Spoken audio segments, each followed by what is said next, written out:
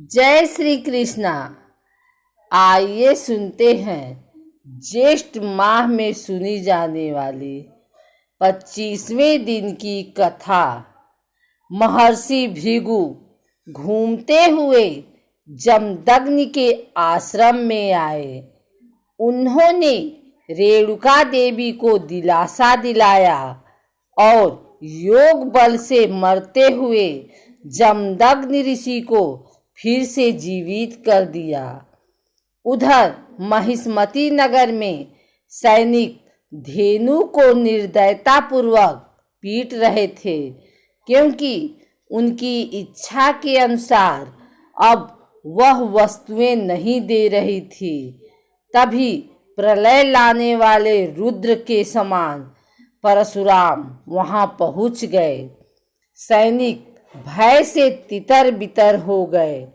धेनु की पीठ पर हाथ रखकर उन्होंने उसे प्यार किया और निर्भय होकर आश्रम में लौट जाने को कहा। धेनु आश्रम की ओर भाग पड़ी। इसके बाद परशुराम राजा के महल के पास पहुंचकर उन्हें ललकारने लगे। कार्तवीर्य ने पहले समझा कि परशुराम कोई साधारण मुनि कुमार होगा, किंतु जब उनकी वीरता के बारे में मालूम हुआ तो वह अपने हजारों हाथों से परशुराम पर टूट पड़ा। परशुराम ने कार्तवीर्य अर्जुन के सारे अस्त्र शस्त्र खंडित कर दिए। उसके 1000 हाथों को शाखाओं की तरह काट डाला। कार्तवीर्य बेजान धड़ के समान पृथ्वी पर गिर पड़ा। उस समय उसे स्मरण हुआ कि वह तो चक्र पुरुष हैं और शापवश उसमें यह जन्म धारण किया है। परशुराम को विष्णु का रूप मानकर मन ही मन उन्हें प्रणाम किया और सुदर्शन चक्र में विलीन हो गया। परशुराम अब अपने आश्रम में लौट आए तथा पिता को जीवित पाकर उन्हें कार्तवीर्य की मृत्यु का समाचार सुनाया। यह सुनकर उनके पिता जमदग्नि ऋषि बोले, तुमने जो काम किया है वह मानवों के लिए उचित नहीं है। इसके प्रायश्चित के रूप में तुम्हें तप करना होगा। पिताजी, राजा जब अपने कर्तव्य को भूलकर पाप करने लगता है तब उसे दंड देने का अधिकार सबको है। मैं तपस्या आपका आदेश समझकर करूँगा, प्रायश्चित के रूप में नहीं। यह कहकर परशुराम तपस्या करने चले गए। इधर कार्तवीर्य 1000 पुत्र है क्षत्रियों को संगठित करके जमदग्नि ऋषि के आश्रम पर टूट पड़े। उस समय जमदग्नि समाधि में लीन थे। सैनिकों ने ऋषि का सिर काट कर दूर फेंक दिया। रेणुका देवी ने पहले रक्षा के लिए परशुराम को 21 बार पुकारा और फिर छाती पीटती हुई अपने पति के धड़ पर गिरकर बिलख बिलख रोने लगी। जमदग्नि का सिर लुढ़कते लुढ़कते कुछ दूर जाकर 2 शिलाओं के बीच अटक गया। क्षत्रियों ने आश्रम में आग लगा दी। आग की इन लपटों में रेणुका देवी अपने पति के धड़ के साथ जलकर भस्म हो गई। उधर परशुराम जंगल में तप कर रहे थे।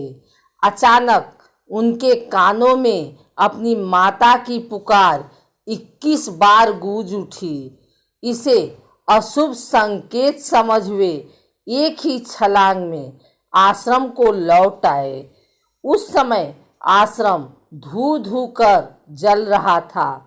उनके माता पिता भस्म हो चुके थे। है क्षत्रिय आश्रम वासियों तथा ग्रामीणों को क्रूरतापूर्वक लूट मार रहे थे। यह सब देखकर परशुराम की आंखों में प्रलय की लपटें उठने लगी। उन्होंने शिव जी का ध्यान करके अपने परशु को हाथ में लिया और उन क्षत्रियों को कटीली झाड़ियों की तरह काटने लगे। इसके बाद शिलाओं के बीच फंसे अपने माता पिता के सिर को छाती से लगाकर परशुराम बोले, मेरे हृदय की ज्वाला से मेरे आंसू सूख गए हैं। मैं क्षत्रियों के रक्त से आपका तर्पण करूंगा और उनके रक्त में आपका सिर डुबोकर आपकी अंत्येष्ट क्रिया करूंगा। ऐसा कहकर परशुराम एक ऊंची शिला पर चढ़ गए और उन्होंने परशु को ऊपर उठाकर गरजते हुए 21 बार प्रतिज्ञा की, मैं इस परशु से पृथ्वी पर सभी क्षत्रियों का अंत कर दूंगा।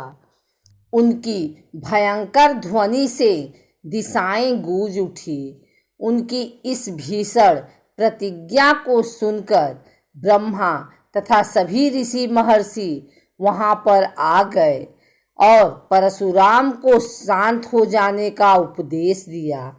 महर्षि भृगु ने कहा, बेटा, भगवान स्वयं दुष्टों को दंड देंगे और साधु संतों की रक्षा करेंगे। हम ऋषियों मुनियों को यह शोभा नहीं देता। इस पर परशुराम बोले, जब मनुष्य अपना कर्तव्य भूलकर दूसरों पर अत्याचार करने लगता है और जब उसका दुराचार अंतिम सीमा पर पहुंच जाता है, तब हम लोगों में से ही किसी ने भगवान प्रकट होते हैं और पापियों को सजा देते हैं। आप मेरे पितामह हैं। समझ लीजिए कि मैं भी एक ऐसा ही व्यक्ति हूँ जो यो कहकर परशुराम हिमालय की कैलाश चोटी पर तपस्या करने चले गए। शिव जी तपस्या से प्रसन्न हो प्रकट हुए। इस पर परशुराम बोले, शिव जी की आज्ञा के बिना चींटी तक नहीं काटती। आप तो लय पुरुष हैं, सब कुछ जानते हैं, इसलिए आपको कुछ कहने की आवश्यकता ही नहीं। आप मेरी प्रतिज्ञा जानते हैं, कृपया उसे पूर्ण करने के लिए आवश्यक बल प्रदान कीजिए। शिव जी परशुराम को अनेक अस्त्र शस्त्र के साथ एक दिव्यास्त्र देते हुए बोले, यह तुम्हारे नाम पर संसार में भार्गवास्त्र के नाम से प्रसिद्ध होगा। तुम विशेष कारण से मानव देह में जन्म लेने वाले अवतार पुरुष हो। जाओ, तुम्हारे कार्य में कोई बाधा नहीं आएगी। इसके बाद परशुराम गोलोक में कृष्ण के रूप में रहने वाले विष्णु के पास गए। कृष्ण ने उन्हें कृष्ण कवच के साथ अपनी शक्ति भरकर एक दिव्य धनुष भी दिया और कहा कि रामावतार में यह धनुष तुमसे वापस ले लूंगा। इस प्रकार देवताओं में दिव्यास्त्र लेकर परशुराम ने क्षत्रियों का संहार करना शुरू कर दिया। राजाओं के दुशासन और अत्याचार से पीड़ित प्रजा ने परशुराम का साथ नहीं दिया। कार्तवीर्य के पुत्र तथा सभी है वंश के क्षत्रिय नगर छोड़कर भाग गए। परशुराम ने आग्नेय शास्त्र से महिष्मती नगर को जला दिया। 21 दिनों तक वहां से आग की लपटें उठती रही। है राजाओं की राजधानी जलकर राख हो गई।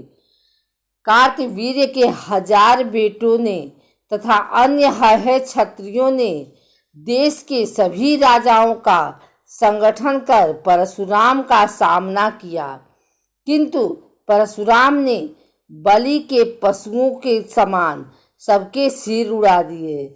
फिर उनके रक्त से 5 कुंडों को भरकर उनमें अपने पिता जमदग्नि के सिर को नहलाया। इस प्रकार परशुराम ने पिता का तर्पण कर उनका अग्नि संस्कार पूरा किया।